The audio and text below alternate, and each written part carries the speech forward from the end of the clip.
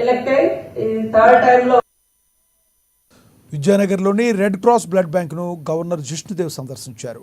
Blood bank ఆధునీకరణ జరుగుతున్న కార్యకలాపాలపై, బ్లడ్ బ్యాంక్ సేవలను ఎంతమంది వినియోగించుకుంటున్నారన్న అంశాలపై వారు ఆరా తీశారు. మరింత అభివృద్ధి చేయడానికి కావలసిన అవసరాలను డైరెక్టర్ను అడిగి తెలుసుకున్నారు. ఎన్ఎస్బిహెచ్ అక్రిడేషన్ పొందిన రెడ్ క్రాస్ బ్లడ్ బ్యాంక్ విద్యానగర్లో కార్పొరేట్ హాస్పిటల్ తరహాలో బ్లడ్ బ్యాంకుల్లో కూడా పరికరాలు ఉండడంపై గవర్నర్ సంతోషాన్ని వ్యక్తం చేశారు. పాత పరికరాలతో బ్లడ్ టెస్ట్ రిపోర్ట్ రావడానికి 30 రోజులు సమయం పడుతుందని, ఇప్పుడున్న లేటెస్ట్ పరికరాలతో 7 రోజుల్లోనే రిపోర్ట్ ఇవ్వడం జరుగుతుందని వైద్యులు గవర్నర్కు వివరించారు.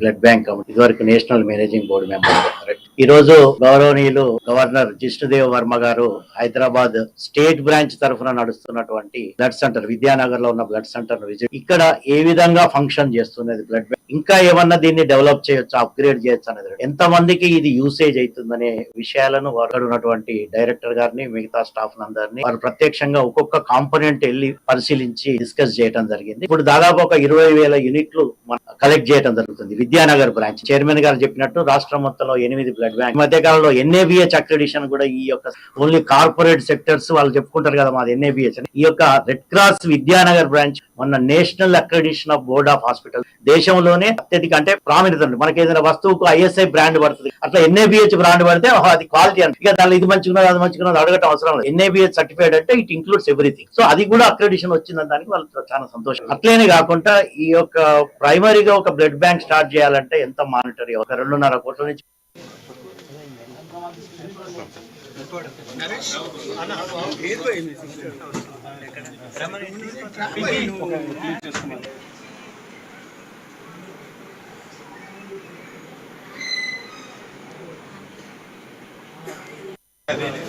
ఇన్ఫర్మేషన్ లేదు సార్. రెస్పాండ్